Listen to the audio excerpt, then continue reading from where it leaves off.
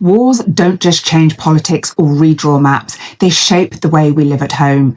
From the Civil War through to the Cold War, America's greatest conflicts left their mark on domestic architecture, transforming the homes we built, the materials we used, and even the neighbourhoods we imagined.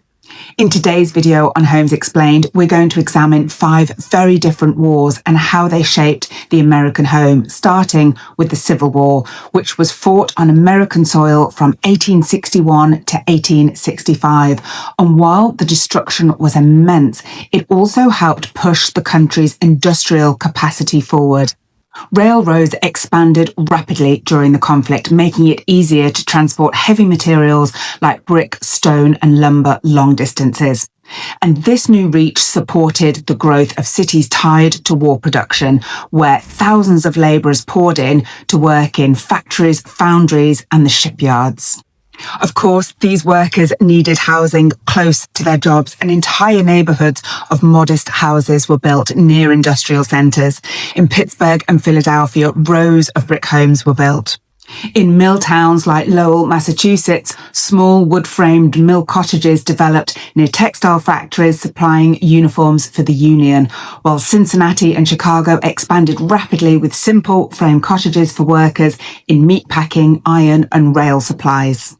This worker housing was vernacular and functional, built quickly with affordable materials, made accessible by the expansion of the railroads. These homes were not intended to be architectural statements, but practical solutions to the urgent need for shelter during wartime industrial expansion. When the war ended, Americans turned towards rebuilding and progress. And in the Reconstruction years, the more ornate styles like the Italianate and the Second Empire became very popular. The Italianate's tall windows, brackets and towers symbolised prosperity and were very easy to reproduce from pattern books, while Second Empire homes with their fashionable mansard roofs borrowed from Paris signalled sophistication and renewal. Together, these styles symbolised a country eager to move beyond devastation and confident in its future. Although America's involvement in World War I, which ran from 1914 to 1918, was shorter, its influence was still felt on the home front. Wartime production required new factories, new shipyards, which drew in thousands of workers, putting pressure on cities to house them all.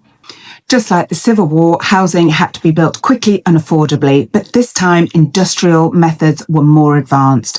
Standardised parts, concrete and steel, all materials and processes perfected for the military began to filter into civilian construction. At the same time, social reformers and planners were worried about poor living conditions and overcrowding in these rapidly expanding industrial cities.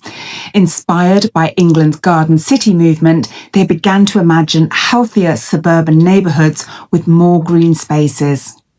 After the war, these ideas helped shape America's first wave of planned communities, modest homes laid out with parks, trees, and open air. The combination of industrial efficiency, which developed during World War I, and these suburban ideals meant that housing wasn't just about shelter anymore, but about improving life after the upheaval of war. World War II was the conflict which had the most dramatic impact of all on American housing. During the war effort, millions of soldiers were deployed overseas and millions more in factories at home. But when the war ended, the need for homes exploded. Returning soldiers wanted to start families, and federal programs like the GI Bill and FHA loans now made owning a home within reach for many. Builders rose to the challenge with a new model, suburban tract housing. Borrowing directly from wartime assembly line techniques, developers like William Levitt created entire neighbourhoods of nearly identical homes, built fast, affordable, and at scale. These weren't mansions by any means, but modest single-family homes that symbolised stability, prosperity, and the new American dream. The war also reshaped the materials used inside those homes. Plywood, drywall, aluminum and plastics had all been perfected for the military, and afterwards they became the building blocks of suburbia. So the post-war boom wasn't just a story of demographics. It was an architectural revolution fueled by wartime industry, federal policy, and the sheer demand of millions of families so very ready for a fresh start.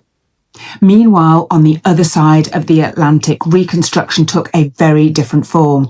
Entire European cities had been bombed flat, and the urgent need for housing drove the rise of brutalism. This was a functional, concrete-based construction that was quick to build and strong enough, both literally and figuratively, to stand as a symbol of post-war endurance. While it would be many years before brutalism appeared in the United States, Europe's stark concrete blocks and monumental forms reflected the same lessons as America's suburbs. Architecture could no longer be slow, ornamental, and individual. It had to respond to crisis with speed, efficiency, and strength.